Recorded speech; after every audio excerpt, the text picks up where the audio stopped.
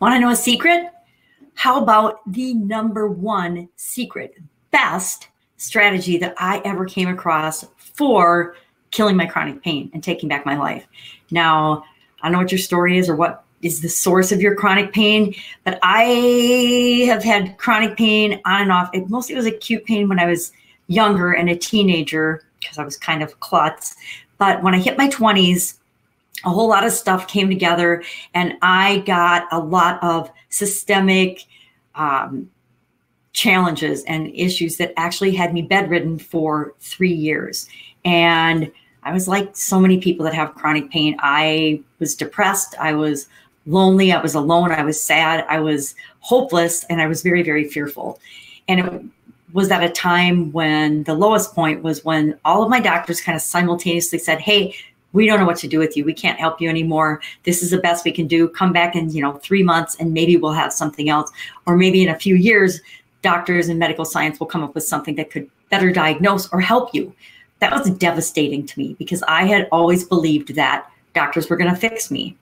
And what I discovered was that I was going to have to figure it out and I was going to have to fix myself. But that's not the secret. That's not the strategy, because that's just a little bit of my background. So you know that I've had chronic pain for decades as well.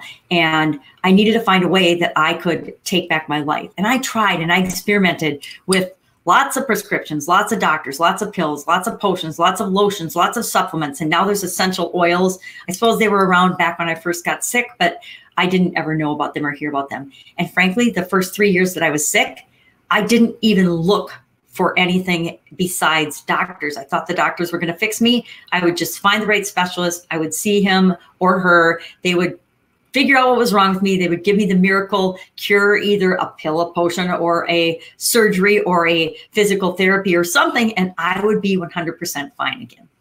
But what I learned was that my solution was not in the medical field. It was outside of the medical field, and actually it was inside me and me having to figure it out myself.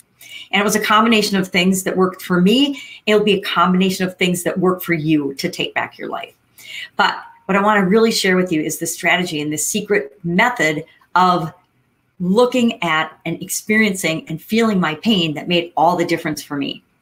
When we go to the doctor, and assuming you've probably gone to the doctor for some kind of an evaluation, you get that pain chart, the pain scale. I freaking hate the pain scale. The pain scale is for somebody that breaks their arm, right? Or their leg, or is in a car accident. It's for acute pain. It's not for chronic pain.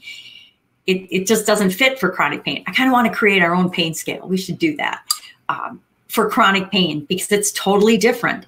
But what I discovered, and I'm not quite sure how I discovered it, maybe it's how I discovered to overcome my learning differences, my dyslexia. In fact, when I had it, nobody knew what it was called. I just thought I was stupid.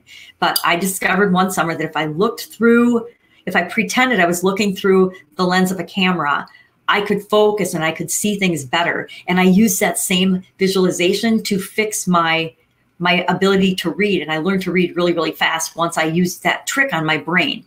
Well, a similar trick I came up with for my pain was, instead of focusing on the pain and how that feels, I focused on the instances in between the pain.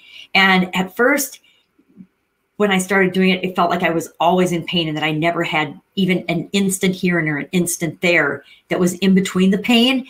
But then I started paying attention to, oh, I'm feeling good. And I would focus on feeling good more.